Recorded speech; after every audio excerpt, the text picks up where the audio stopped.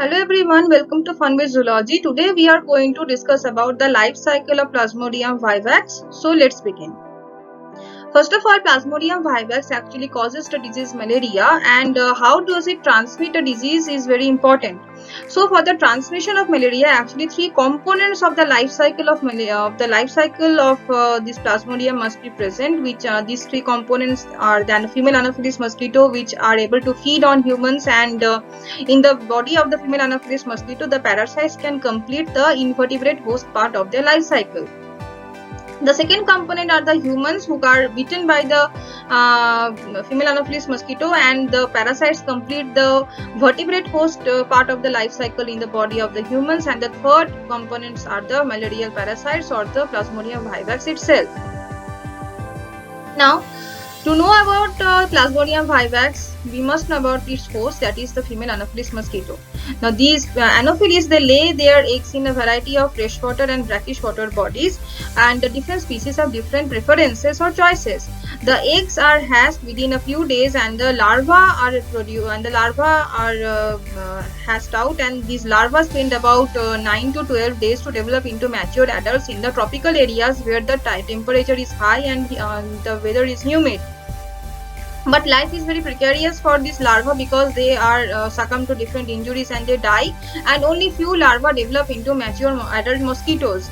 Again, the life cycle of the adult mosquitoes is also very short, but their longevity increases in hot and humid areas.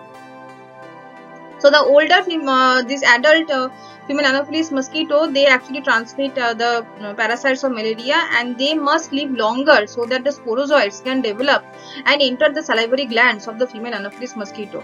This total process takes a minimum of 9 days if the temperatures are around 30 degree or the temperature is warm, and it may take longer if the temperature is cooler. So if the temperatures are too cool, that is if it is 15 degree for Plasmodium vivax or 20 degree for Plasmodium falciparum, then development cannot take place and malaria cannot be transmitted. So it is a good thing for the human beings because at very cool temperatures malaria cannot be transmitted. But during the summer season, when the temperatures are high, then these parasites can develop. So malaria transmission is very much intense in the warm and humid areas like the tropical areas like in our country, but in the temperate regions or in the cooler regions, the transmission of malaria occurs only during the summer season when the temperatures are a bit high. Now, how does dust infection occur? So infection with malaria parasite can range into variety of symptoms, and these symptoms can be absent or they can be mild, they can be very severe, or they can even lead to death of the person. So this malaria disease can be categorized into uncomplicated or the mild form and the severe or the complicated form. Now in general, malaria can be curable if it is diagnosed at a proper time and treated properly, and all the clinical symptoms that are associated with this disease are actually caused by the erythrocytic stage of the parasite or the blood stage of the parasite. So when the parasite develops in the RBCs or the erythrocytes, they release different substances like the hemozoin pigments and other toxic substances which actually accumulate in the RBC, and then they are dumped or thrown out in the bloodstream, and they infect the other RBCs.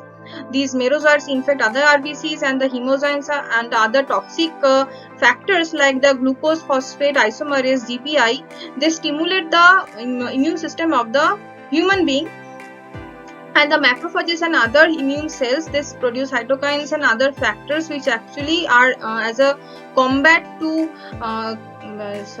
mechanism to keep these fight with these malarial parasites. And due to this production of cytokines and the other immune factors, fever is caused and the rigors are produced. So infection in case of Plasmodium falciparum is a bit different because the infected erythrocytes with Plasmodium falciparum, they contain the mature trophozoites, and they adhere to the vascular endothelium of the blood vessel walls, and they do not circulate freely in the blood. So when the sequestration of infected RBCs occur in the vessels of the brain, then the disease that is caused is very severe, and it is said to be cerebral malaria, and it has very high mortality. So after the bite of the female Anopheles mosquito, there is a period of time before which the symptoms start occurring. Now this time period between the being bitten by the female Anopheles mosquito and the occurrence of the symptoms is called as the incubation period. This incubation period can range from 7 to 30 days, and it is shorter in case of Plasmodium falciparum and longer in case of Plasmodium mallory. This malaria also has different stages. This malaria attack actually lasts for 6 to 10 hours. The first stage is the cold stage, when the patient feels very cool or very cold. The sensation of cold and shivering occurs. The second stage is the hot stage, when fever, headache, vomiting occurs. Seizures occur in young children. And the final stage is the sweating stage, during which the patient sweats a lot and the temperature returns to the normal and the patient feels very tired.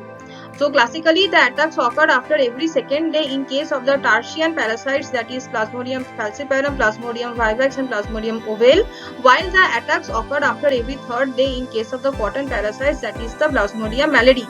So these are the four species of Plasmodium, that is falciparum, vivax, ovale and malady.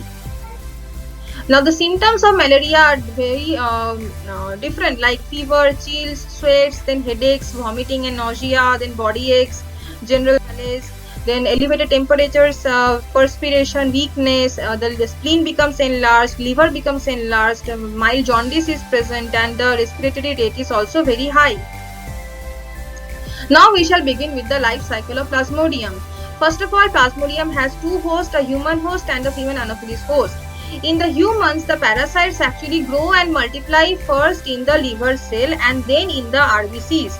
Now in the blood, that is in the RBCs, the successive broods of the parasite grow inside the RBC and destroy these RBCs and release the merozoites. So these merozoites are released and they continue to infect the other RBCs. The blood stage parasites actually these merozoites actually cause the symptoms, and when the certain forms of blood stage, that is the gametocytes which occur in the male and the female forms, that is this male and female gametocytes, they are ingested by any other mosquito, then they enter the body of the mosquito, and this mosquito can again become infected, and these gametocytes enter the gut of the mosquito, where they begin fertilization occurs. A new life cycle begins and these parasites can grow and multiply within the gut of the mosquito. So after 10 to 18 days, actually a form of the parasite, that is called the sporozoite, migrates into the salivary gland of the female Anopheles mosquito. When this mosquito bites any other healthy human being, then the sporozoites enter the blood of the healthy human through the blood meal, because the mosquito actually injects an anticoagulant agent with the saliva into the body of the human, and along with the anticoagulant saliva, the sporozoites enter the healthy human, and these sporozoites then migrate to the liver and begin a new life cycle. So in this way, the Anopheles mosquito transmits sporozoites, which is the infective stage in case of human beings. So in this way, the infected mosquito carries the sporozoites or the infective stage of Plasmodium from one human to the other. So it acts as a vector. Now while infected, the humans actually transmit the parasite to the mosquito in the form of gametocytes, and the mosquito transfers the parasite to the human beings as sporozoites. So both are hosts, but humans are affected by malaria. However, mosquitoes are not affected, or they do not suffer from the disease. So the malaria parasite actually has two hosts, that is the first is the female Anopheles mosquito and the second is the human being. Now during a blood meal, the malaria infected female Anopheles mosquito inoculates the sporozoites, that is the first stage. The sporozoites enter the body of the human being, a healthy human being.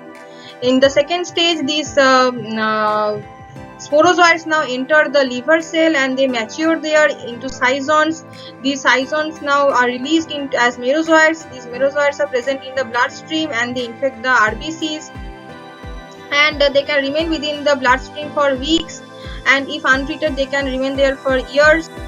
Now after this initial replication in the liver, that is called the exoerythrocytic cycle, the parasites now undergo asexual multiplication within the RBCs, which is called the erythrocytic schizogony. So when the parasites multiply in the liver cell, it is called exoerythrocytic schizogony, and when the parasites multiply within the RBCs, it is called erythrocytic schizophrenia.